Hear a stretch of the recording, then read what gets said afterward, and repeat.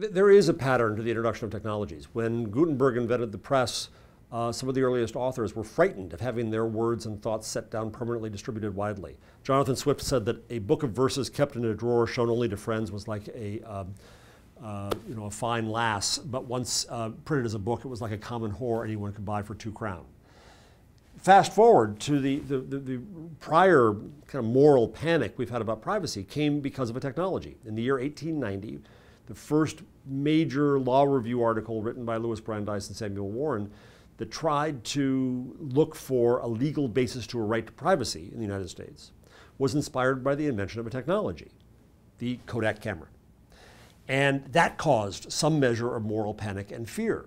The New York Times at the time has stories about fiendish Kodakers lying in wait. A young Vanderbilt horsewhipped a Kodaker. President Teddy Roosevelt outlawed Kodaking in Washington parks. Now, what happened?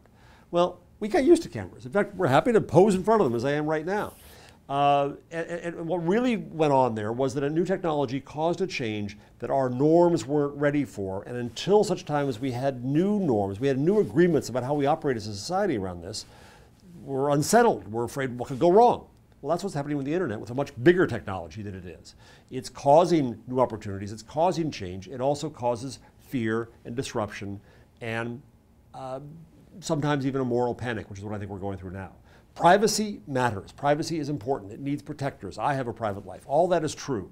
But we also have this magnificent tool of publicness, the internet, in all of our hands. We can find, form, and act as publics now in ways that we couldn't before.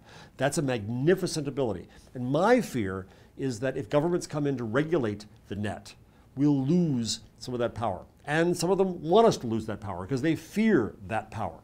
So I think we have to be aware of demonizing technology. Things like tracking cookies being bad for us, or worried about technology first off, because we're walking into the hands of those who would limit the technology.